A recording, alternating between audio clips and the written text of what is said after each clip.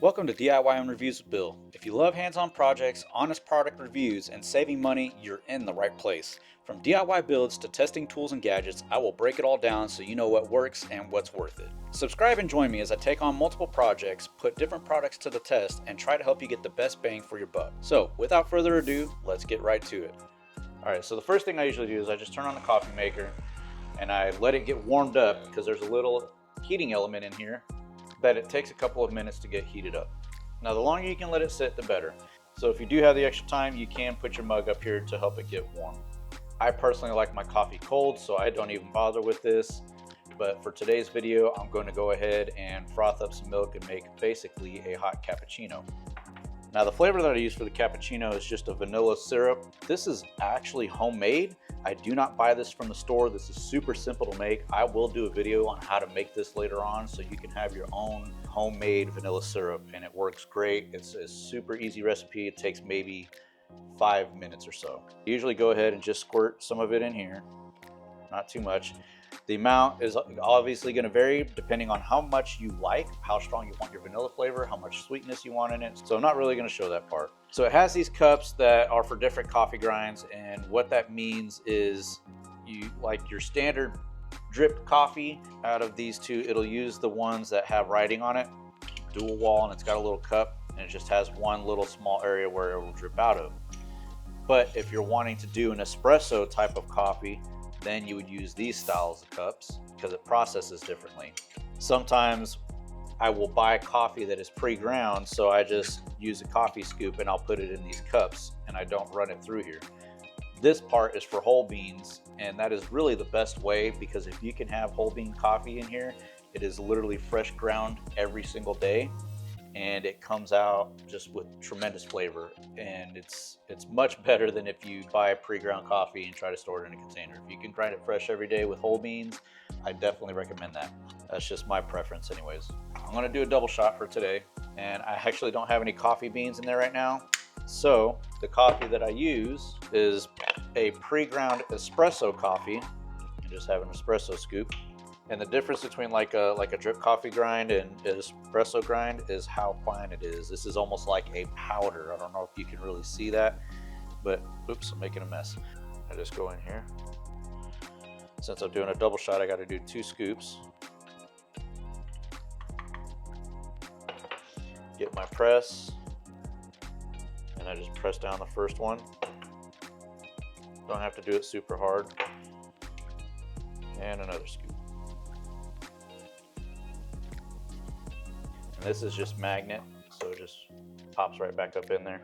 Now, obviously, there's 2 ways you can go about this next part. You can either go ahead and brew the espresso now into the cup and then do your frothing immediately after. I personally like to do the frothing first because I can get it really hot, get the milk really, really hot, especially if I want the drink to stay cold hot for a while. Then I immediately go into the espresso because this is the faster portion of it. So the longer, if I shoot the espresso into here first, a cold cup, especially if I don't let it warm up, it's a cold cup, it's going to immediately start cooling down this espresso. And then the overall drink will get kind of cool as well. Whereas if I froth the milk first to get it nice and hot and steamy, then I pour it in here because it's going to cover most of it and start heating up the cup and not have as much of an effect as cold transfer into it. Then when I do the espresso into it, it'll be much better. Now the amount of milk is going to depend on how much you want. Everybody's different. They want a lot of milk, and some of them want no milk, and some of them want very little milk. I'm kind of somewhere in between. The one part that I don't really care for about frothing milk is I always got to have a damp cloth ready, because as soon as you pull this thing out, due to the extreme heat of it, it instantly starts baking on that milk and foam when you pull it out of there. So you got to be ready with a damp cloth to try to immediately clean it off, and you got to be very careful when doing so because this thing can and will burn you. All right, so I got my damp cloth ready to go.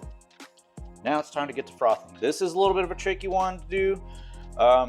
There's videos out there on how to do it, but basically you put your tip down in there and you want to pull it out to where it starts to make a certain kind of noise, and you want to have it at an angle so it can do a swirling action.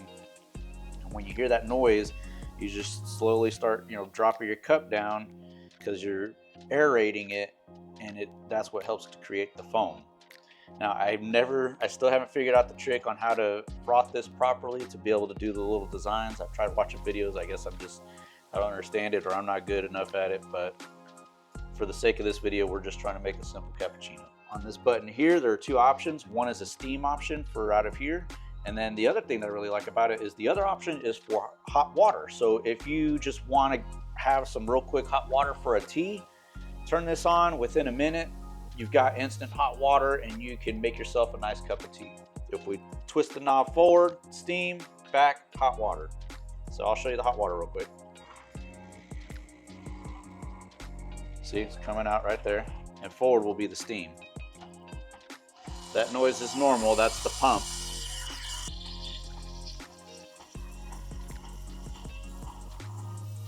Now while you're doing this, you want to have your hand on the cup because that's what's going to help you judge how hot the foam is. You also need to be careful with this part because you can burn yourself if you keep your hand on the cup for too long while it is getting hot. So right now it's getting a little hot. I want to let go for a second and just kind of reposition. Feel it? That's pretty hot, so we're gonna go ahead and cut it off. I get my damp cloth ready and immediately start wiping this thing down because like I said, it will instantly start baking on there, and then it is a pain to clean off if you don't. Just be careful when doing so because you can burn yourself pretty bad. That is extremely hot. That's steam. We got ourselves a nice little foam here. So what I do next typically is I pour my milk in here. Now it's going to look like you don't really have room for coffee, but you do, trust me, at least on this cup. Now since I'm doing a double shot, because you have two buttons here, you have one button for a single shot, another one for a double shot. Since I'm doing a double, I'm going to hit the double shot.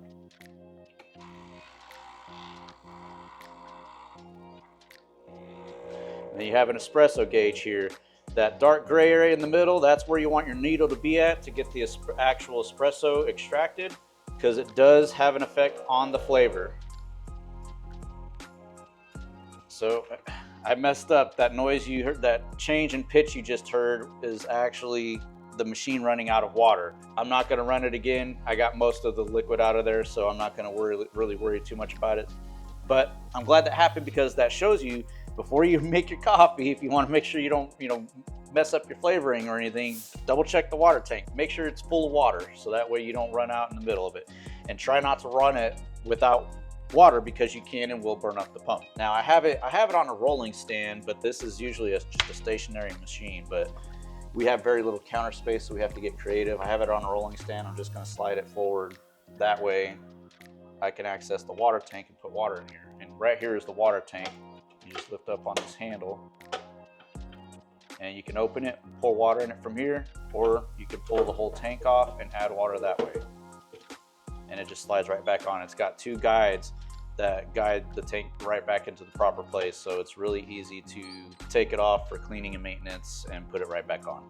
And then you just discard or repurpose your coffee grinds. Just mix it up and enjoy. Delicious. All right, so before I do this next part, I'm gonna go ahead and add some water to it. I usually use filtered water from my refrigerator. I don't put just straight tap water in there. Really easy to do. Pop the lid open and just pour it right in. Simple as that. And you can do that, just a little bit at a time if you want, or you can fill it all the way back up. There's a max and a min line. You don't want it to go past either one of those lines. So the final step that I do is I run water through the head. That way it can help clean out any debris from the coffee grinds, and I just give it a little wipe with my damp cloth. So it's got two purposes that it serves. So that sound, it's getting that water pushed back into the system, and here it comes. I just turn it off, give it a little wipe. As you can see, there's some debris in there. But that's it. And just give it a little wipe down, keep it nice and clean. And then if you need to dump this part, because some of the excess water does go in here, it just slides right out and you can dump it in the sink. And that's it, just turn it off until you need it again. I could get into more details about some of the other features of the machine, such as grind adjustment over here on the side, how much grind comes out for your cups, etc. But we're not really going to worry about that today. I just wanted to give you a brief overview, show you the process of making a coffee with it, and discuss what some of the things I really like about it. One of the things that I don't care about it too much is the noise that it makes. If my kids are sleeping in the morning, it is a little bit noisy, and sometimes I will skip out on making coffee because I do not want to wake them up. But overall, this machine has more than paid for itself multiple times over, and it's still a budget machine compared to some of the others out there on the market. I 100% think this thing is worth the money. For me personally, it has saved me a lot of money. It has lasted. This is, like I said, been going on for 6 years. Great machine, highly recommend, and we absolutely just love it. Well, that's it for today's video. If you found it useful, make sure to hit that like button, subscribe to the channel, click that notification bell so you get notified when we release new content. And I hope you all have a wonderful day.